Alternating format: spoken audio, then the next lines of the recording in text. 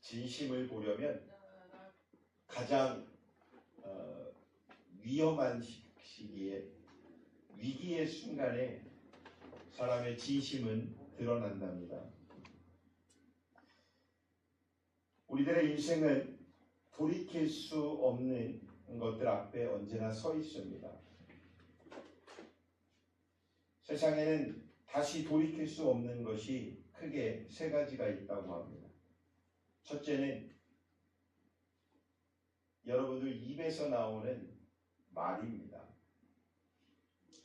이 말은 돌이킬 수가 없죠. 그런데 사람들은 쉽게 실수로 말하고 아우 취소라고 말을 합니다. 뱉은 말이 취소한다고 취소가 될까요?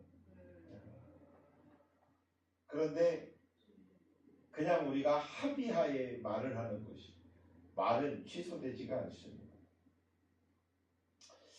말이라고 하는 것, 이 말은 보이지는 않지만 한번 나가면 사람의 마음에 깊은 흔적을 남기게 됩니다. 좋은 흔적일 수도 있고 나쁜 흔적일 수도 있고, 어떤 말은 한 사람을 일으켜 세우기도 하지만 또 어떤 말은 누군가에게 평생 지워지지 않는 상처가 되기도 합니다. 그것이 말입니다. 그래서 말이라는 것은 함부로 해서는 안 됩니다.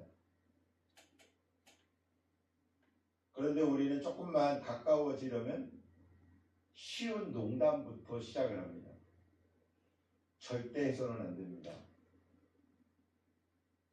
왜냐하면 농담을 좋아하는 사람도 있고 농담을 싫어하는 사람도 있기 때문입니다.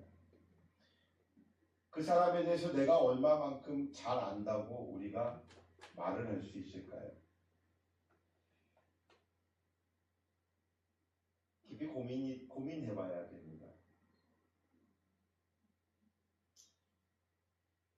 우리는 종종 이렇게 말을 합니다. 그 말만을 하지 않았어야 하는데, 아유, 내가 조금만 그 말을 참았더라면 관계가 좀 달라지지 않았을까? 두 가지 다 후회스러운 이야기죠. 그런데 그 말을 우리는 합니다. 그런데 또 나는 그 말을 하고 그 후회를 하면서도, 그래서 나는 하면서도 누군가가 나에게 그 말을 하면 굉장히 또 상처받습니다. 내가 하는 건 괜찮고 다른 사람이 하는 건 안 될까요? 말이라는 건 어쨌건 주워 담을 수가 없습니다. 두 번째는 활시위에서 떠난 화살입니다. 활시위를 떠난 화살은 결코 다시 돌아올 수 없습니다. 방향을 잘못 잡으면 그 화살은 내가 의도하지 않은 곳에 꽂혀지기 마련입니다. 우리 인생의 선택도 이 화살과도 같습니다. 한번 내린 결정, 한번 선택한 길은 되돌릴 수 없는 분명한 결과를 남기게 됩니다. 마지막 세 번째는요, 흘러가 버린 시간인 것 같습니다. 시간은 가장 공평합니다. 누구에게나 공평하게 그 시간이 주어집니다. 그렇게 공평하면서도 시간은 가장 냉정한 존재입니다. 누구도 그 시간을 붙잡을 수가 없습니다. 아무리 되돌려달라고 요구하고 요청하더라도 시간을 되돌릴 수는 없습니다. 이 시간은 세월을 만듭니다. 그 세월은 강물과도 같아서 잠시만 멈춰달라고 강에게 요청을 해도 강은 들어주지 않습니다. 조금만 돌아와 달라고 애원하더라도 그 강물은 돌아와 주지 않습니다. 댐을 아무리 막아서 강을 멈추려고 사람이 노력하더라도 잠깐은 멈추겠지만 멈춰진 것이 아니지요. 흘러 넘쳐버리게 만듭니다. 그래서 우리는 일생을 살면서 한 번쯤 이런 말을 합니다. 아이고, 내가 그때로 돌아갔더라면. 오늘 점심 먹으면서도 성도님이 그런 얘기를 해요. 아이고, 우리 여기 젊은 청년들, 저 나이 때만 내가 됐더라도, 내가 그때 예수님을 제대로 만났더라면, 지금 마음처럼 만났더라면 제가 어떻게 됐을까요? 그때 그 선택만 하지 않았더라면. 여러분, 그런 후회 다 하시죠? 사랑하는 성도 여러분, 흘러간 시간을 되돌릴 수는 없습니다. 그러나 흘러간 시간을 의미 있게 만들 수 있는 분명한 길은 있습니다. 그것이 바로 반성이라는 것입니다. 우리로서는 회개라는 말입니다. 후회에 매여 자신을 정죄하는 것이 아니라 하나님 앞에서 지난 삶을 정직하게 돌아보는 것입니다. 오늘 우리는 오늘 본문의 말씀을 잘 듣고 인생의 끝자락에 서서 담담하지만 놀라운 고백을 남기는 그런 사도 바울의 이야기를 듣길 원합니다. 사도 바울은 말할 수는 없는 그런 고난을 겪었습니다. 수많은 상처와 오해 속을 걸어왔고 그럼에도 불구하고 이렇게 고백합니다. 나는 후회하지 않았다. 나에겐 반성함은 있지만 후회는 없다. 이 고백이 오늘 우리의 각자의 믿음의 고백이 되기를 주 예수 그리스도의 이름으로 축원합니다. 오늘 말씀의 본문의 말씀을 이해하려면 죽음을 앞둔 한 사도의 그 마지막 고백을 생각해 봐야 합니다. 바울의 유언과도 같은 오늘 본문의 말씀, 전제와도 같이 내가 벌써 부어지고 나의 떠날 시각이 가까웠다라고 6절에 말씀합니다. 전제라고 하는 이 말, 전제.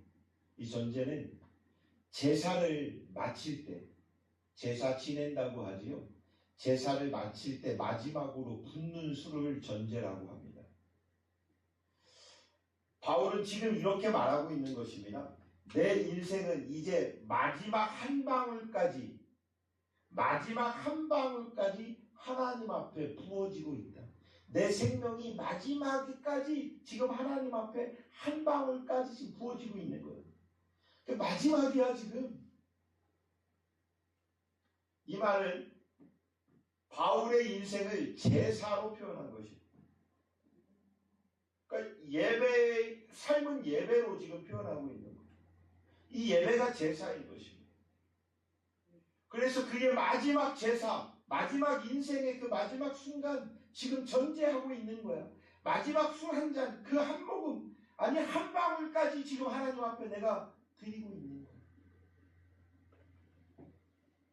이때 바울이 어디 있었냐면 로마 감옥에 있을 때예요.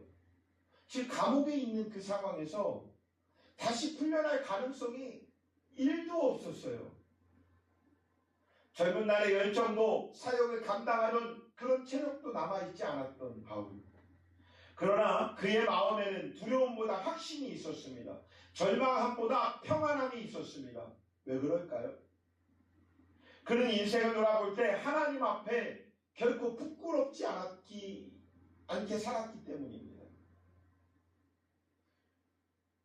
다메섹 도상에서 예수님을 만나기 전의 삶과 만난 후의 삶이 달라졌습니다. 지금 사도 바울이 이야기하는 것은 다메섹 도상에서 만난 예수님을 만난 후로 인한 자기의 삶은 하나님 앞에 결코 부끄럽지 않게 살으려고 애썼고 노력했습니다. 그 전엔 그 전에 살았던 모든 삶을 배설물로 여겼노라라고 말을 합니다. 그렇게 그는 철저하게 회개했던 사람이었고 그 회개를 하고 다시는 그러하지 않을 일을 사도 바울은 행하였습니다. 오늘 말씀으로 이 시간 바울과 함께 세 가지의 인생의 질문을 해보시길 원합니다. 첫 번째 질문은 나는 선한 싸움을 싸웠는가? 라는 것입니다. 따라해봅니다. 나는 선한 싸움을 싸웠는가? 나는 선한 싸움을 싸웠는가? 여러분 한번 생각해 보세요. 나는 선한 싸움을 싸웠는가? 여기에 중요한 전제가 있습니다. 나를 위하여 싸웠는가는 선한 싸움이 아닙니다. 하나님을 위하여 싸운 싸움을 하였는가? 정의롭게 싸운 것을 이야기하는 것이 아닙니다. 정의롭게 싸울지라도 그 정의로움 안에 하나님의 영광이, 하나님의 나라가 있었냐라는 것입니다. 바울은 이렇게 고백합니다. 나는 선한 싸움을 싸우고, 나는 선한 싸움을 싸우고. 그렇습니다. 인생은 싸움입니다. 우리가 원하든 원하지 않든 우리는 매우 싸우며 살아갑니다. 그 인생의 신앙생활이 적합한다면 마찬가지가 됩니다. 믿음은 가만히 있으면 저절로 자라나는 것이 아닙니다. 지켜내야 하는 싸움입니다. 지켜내야 한다는 것 자체가 용기인 것입니다. 사실 가장 힘든 싸움은 사람과의 싸움도 환경과의 싸움도 아닐 것입니다. 인생의 가장 치열한 싸움은 나 자신과의 싸움입니다. 게으름과의 싸움, 욕심과의 싸움, 타협하고 싶은 마음과의 싸움, 내일은 뭐 하지? 라고 하며 신앙을 좀 미루는 그런 나태함과의 싸움, 어쨌건 자기 자신과의 싸움입니다. 어느 목사님이 은퇴 후에 이렇게 고백했다고 합니다.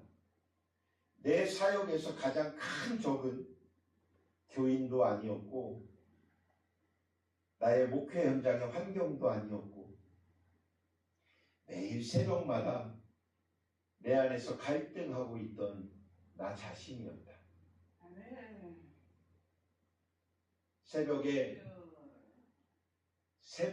새벽 예배를 드리기 위해서 일어나는 그 시간 내 평생을 그 시간과의 싸움이 가장 어려웠다. 그 싸움은 각자의 인생마다 다 다를 것입니다.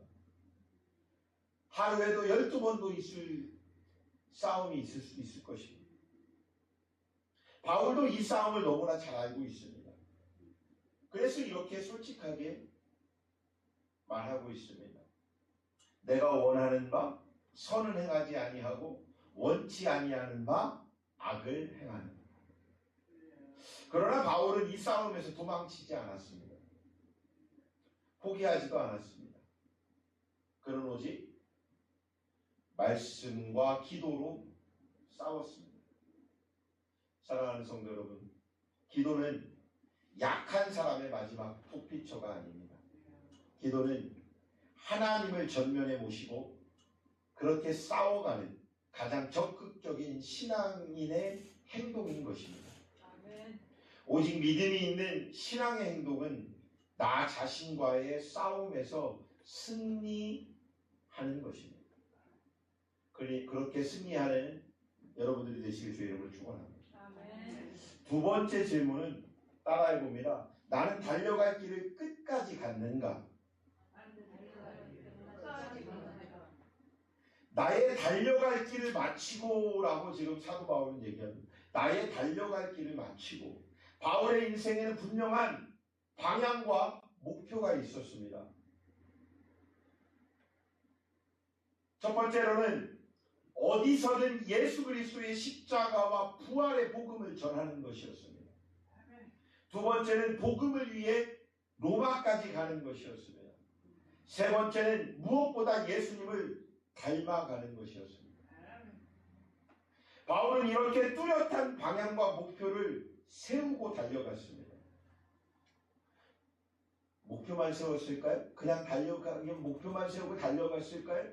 그 목표를 세우고 달려가며 수많은 사람들이 사도 바울을 만나고 볼 때마다 그의 모습에서 예수를 보게 만들어줬습니다.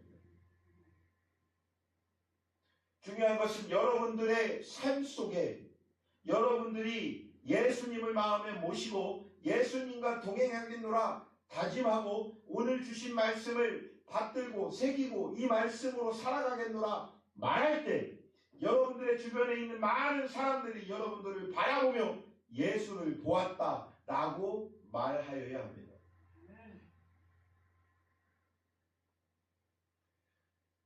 오늘 점심 먹고 스터디 시간에 김수찬 성도님이 이런 얘기를 하죠.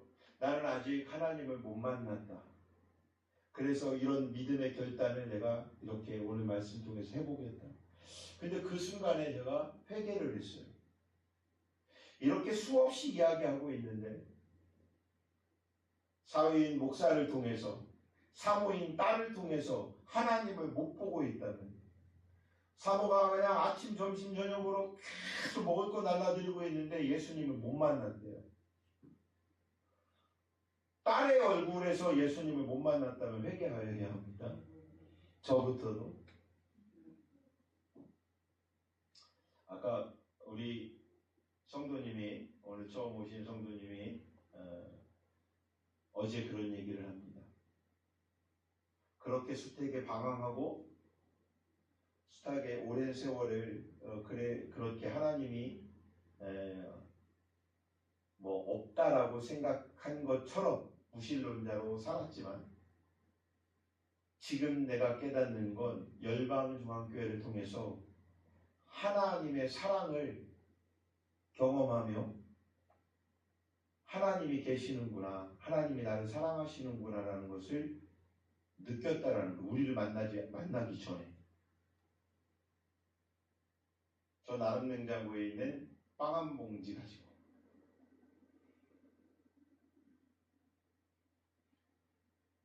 그 말의 표현이 믿음의 시작이 되는 것입니다. 머리로 이해하면 이해가 안 되겠지요. 깜짝 놀랐습니다. 저도 IQ가 127 정도 돼가지고 저도 조금 높은 편이에요 그랬는데 이분 IQ가 150이랍니다. 그래서 뭐든지 머리로 이해하고 습득하는 게 굉장히 빠른데 그러니 누구보다도 지식이 뛰어나겠지요. 뛰어날 수 있지요. 근데 그 지식으로 하나님을 본다면 봐집니까? 안 봐집니다.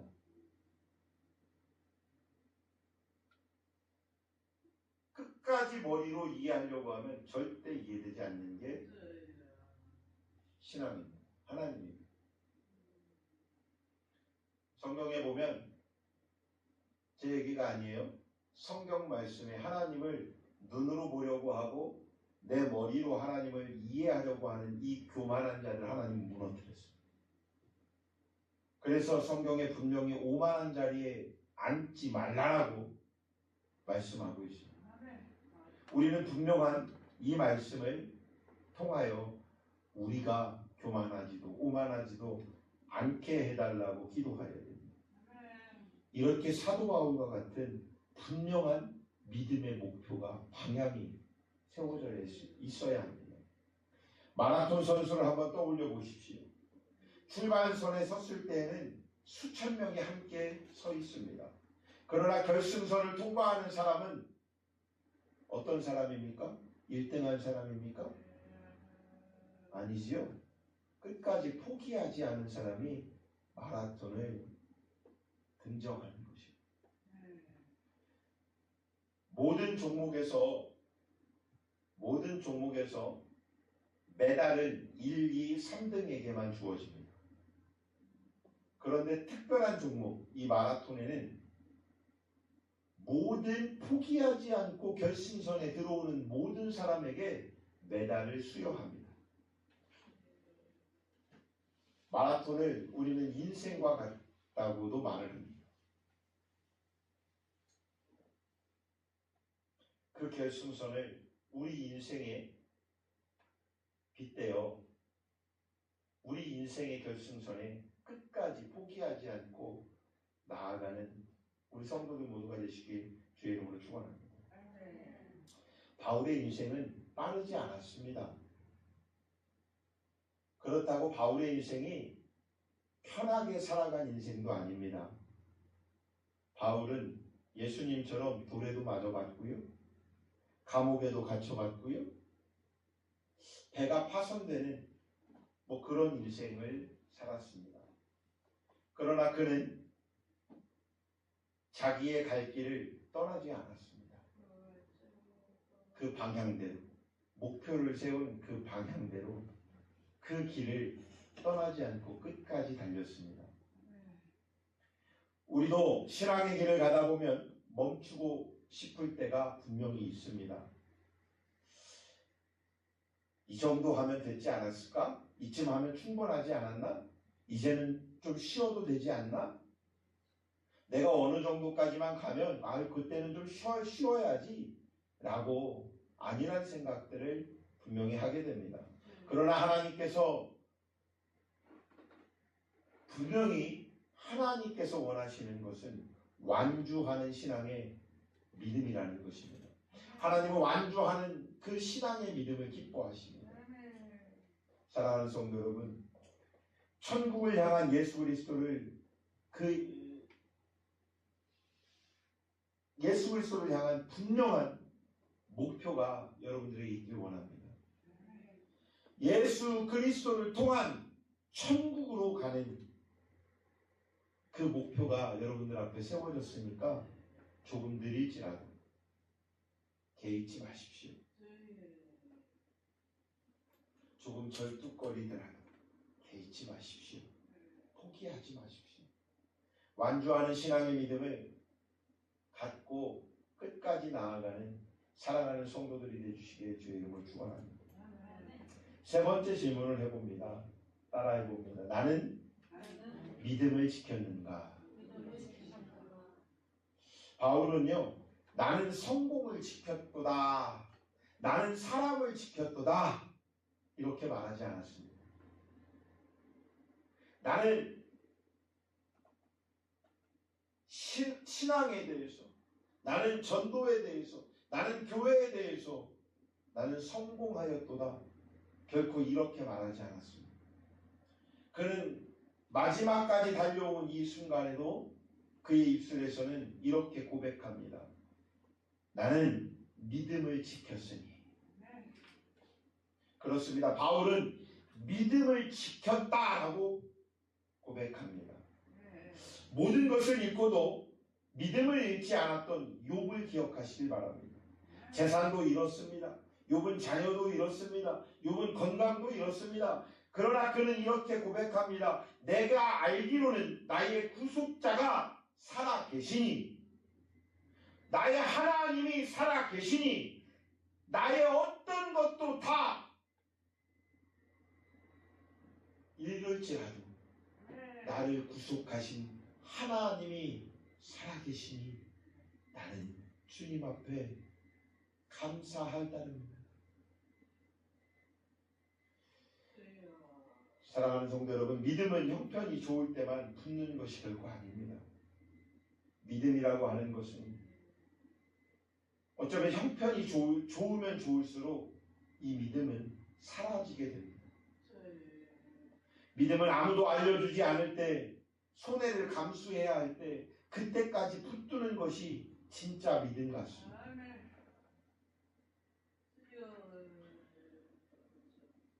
후회 없는 인생의 가장 비밀은 오직 예수 그리스도밖에 없습니다. 바울이 후회하지 않을 수 있었던 이유는 단 한 가지였습니다. 그것은 바울의 인생의 중심 가운데 예수 그리스도가 언제나 함께 계셨기 때문입니다. 다메섹 도상에서 만난 그 예수, 이것은요 선택의 여지였어요. 여러분 예수님을 보고 싶어요? 안 보이는 게 감사한 거예요. 만약에 보았더라면 그때는 최고의 위기의 순간일 것입니다. 그 선택지에서 예수 그리스도를 비판했고 비방했고 예수 그리스도를 판단하여 예수 그리스도를 믿는 많은 사람들을 로마 군병들에게 적발하여 신고했던 게 사울이었습니다. 바울이었습니다. 사울이 바울 되기 전이었습니다. 그랬던 그가 예수님을 만났을 때 그 예수님을 자기와 똑같은 마음으로, 즉 같은 마음으로 예수를 비판하고 그대로 갔더라면, 그런 선택을 했더라면 어땠을까요? 그러나 그는 다메섹 도상에서 예수님을 만나는 그 순간에 무릎을 꿇었습니다. 고백합니다. 주님이셨습니다. 그리고 그의 인생이 달라졌습니다. 거기에서 그 선택을 하지 않았더라면, 무릎을 꿇지 않았더라면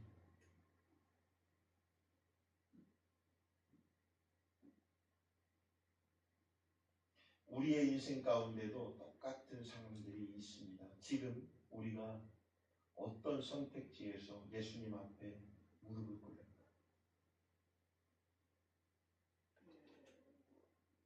예수 그리스도는 사도 바울의 목표였습니다. 예수 그리스도는 사도 바울의 기준점이었습니다. 예수 그리스도는 이 사도 바울의 소망이었습니다. 십자가를 바라볼 때 바울은 자신의 고난이 작아 보였고, 부활을 바라볼 때 죽음조차 결코 두렵지 않았습니다. 왜 그랬을까요? 하나님의 사랑을 마음으로 느껴보니까, 예수 그리스도의 그 진정한 사랑으로, 그 보혈의 피에 피 흘리심의 사랑으로 덧입혀 보니 두렵지 않았습니다. 사랑하는 성도 여러분, 언젠가 우리도 분명히 인생의 끝자락에 서게 될 것입니다.